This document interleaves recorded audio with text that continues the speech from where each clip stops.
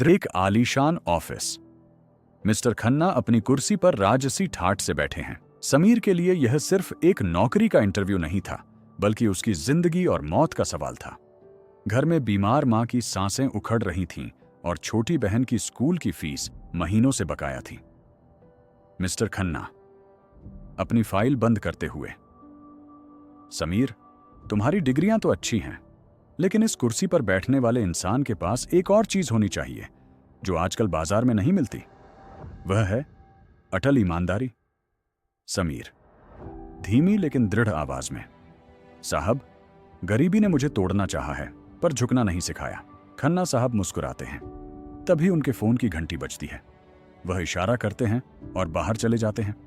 मेज पर उनकी लिमिटेड एडिशन सोने की घड़ी रखी है जो हीरे की तरह चमक रही है। साहब बाहर गए और पूरे कमरे में सन्नाटा पसर गया। मेज पर रखी उस घड़ी की टिक टिक समीर के कानों में हथौड़े की तरह बज रही थी।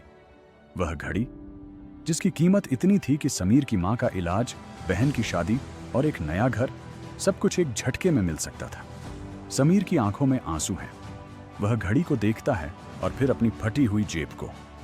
समीर मन में इको प्रभाव, सिर्फ एक बार हाथ बढ़ाना है।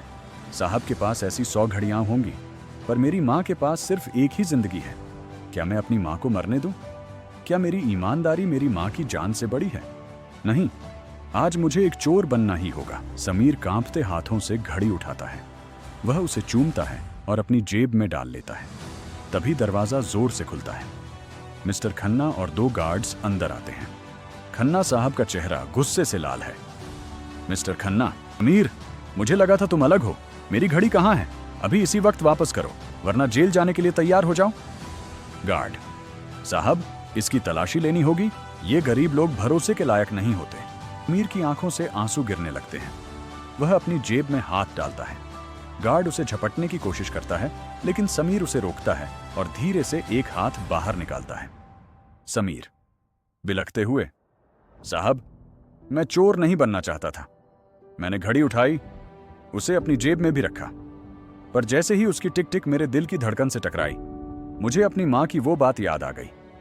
बेटा, भूखा सो जाना, पर किसी के हक का निवाला मत छीनना। मैंने घड़ी आपकी जेब ओवरकोट में नहीं डाली साहब। मैंने उसे सुरक्षित रखने के लिए उस दराज में रख दिया था, क्योंकि मुझे डर था कि बाहर से आते जाते किसी की नीयत डोल ना जाए। खन्ना साहब धीरे से दराज खोलते हैं। घड़ी वहीं रखी है। कमरे में सन्नाटा छा जाता है।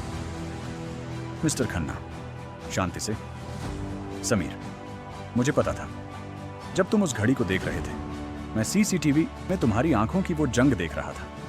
एक तरफ तुम्हारी जरूरत थी और दूसरी तरफ तुम्हारे संस्कार। मुझे खुशी है कि तुम्हारे संस्कारों ने तुम्हारी जरूरतों को हरा दिया।